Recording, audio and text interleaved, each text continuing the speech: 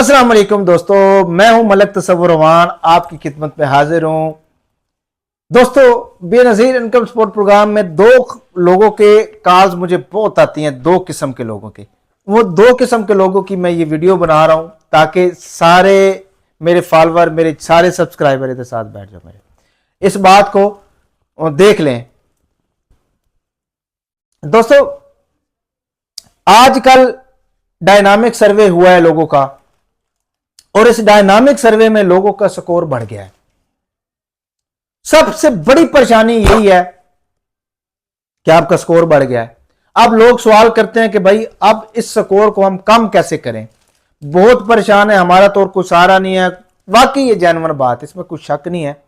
मुझे बहुत सारे लोग, आपको पता है, अपनी फैमिली की तरह मुझे लोग समझते हैं और फिर मेरे से अपने राज की बातें करते। ईमानदारी की बात है, ख़वातीन बेचारी पिस चुकी हैं, बहुत लोग बीमार हैं, दवाइयों को पैसे नहीं हैं, वक्त से पहले लोग फौत हो रहे हैं। किस वजह से? गुर्बत की वजह से। और ये हुकूमत के काम थे बेसहारा लोगों का सहारा बनना, यतीम का सहारा बनना, बेआसरा का सहारा बनना, ये हुकूमत के काम थे। लेकिन हुकूमत अपने फ़ायदे, अपने दिन दुगनी और रात चुगनी जो है तरक्की कारी है, अवाम ज़िंदगी भर पिस रहे हैं और किसी को कोई पुरसाने हाल नहीं है। बिल्कुल बिजली के बिलों ने लोगों को सड़क पे ला के खड़ा कर दिया, गुर्बत की इंतहा कर दी इस बिजली के बिलों ने।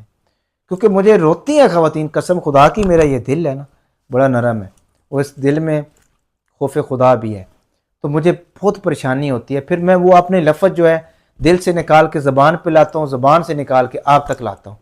अभी कुछ कर लें, वक्त है अपने फ्यूचर के लिए। वो कहते हैं ना, आपको छीनना पड़ेगा रिस्क, आपको रिस्क तलाश नहीं करना पड़ेगा, रिस्क छीनना पड़ेगा।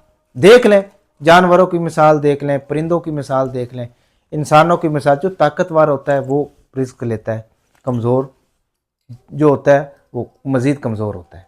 इसलिए रिस्क अगर आप चाहते हैं कि आप स्टेबल हो जाएं, आप पैरों पे खड़ा हो जाएं, तो आप अपने बच्चों के बेहतर फ्यूचर के लिए बढ़ना सीखें, दिमाग का इस्तेमाल करना सीखें।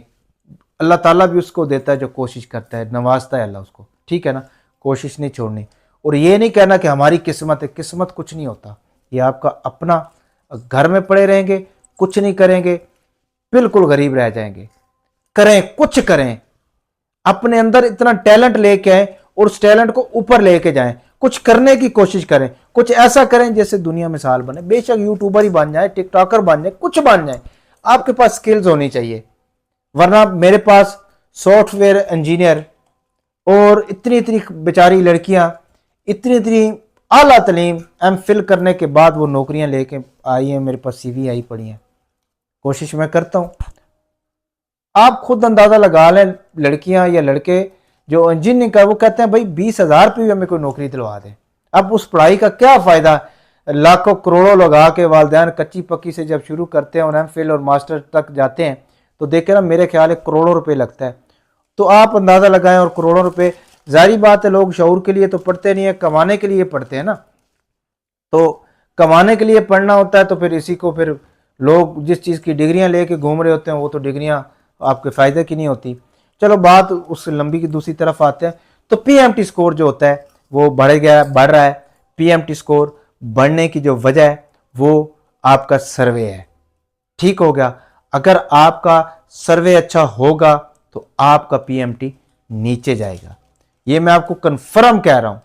सर्वे के दौरान मिन्नत कर लें, रो लें, पिट लें, उनको अपने आप को गुर्बत शो करें, जितनी कर सकते हैं उनकी, जो लिखने वाला है वो ना आपको शो करे। वो अगर थोड़ा सा भी आपको लफ्ज इधर से इधर कर देगा, क्योंकि 32 स्कोर होते हैं और 63 सवाल होते हैं। अब 63 सवाल जो होते हैं, अगर हर सवाल का आधा नंबर आता जाए तो फिर आप 32 कुछ स्कोर आपका बनता है। फिर भी नैल, किसी में आपने आधा लेना है, किसी में आपने जीरो लेना है, किसी सवाल में आधा लेना है, किसी में जीरो लेना है, फिर आपका 25-20 के दरमियान पीएमटी रहेगा। ठीक होगा ना। कोशिश करें, ऐसा महसूस करवाएं कि हम गरीब हैं, बीमारियां, बच्चे। एक और मैं आप बताता चलूं कि लोग बड़े परेशान हैं कि भाई हमारा जो है बच्चे का हमने चेक किया तो वो नहीं आ रहा, दूसरे बच्चे का हमने चेक किया है तो आ रहा है 81-71 वेब पोर्टल के ऊपर।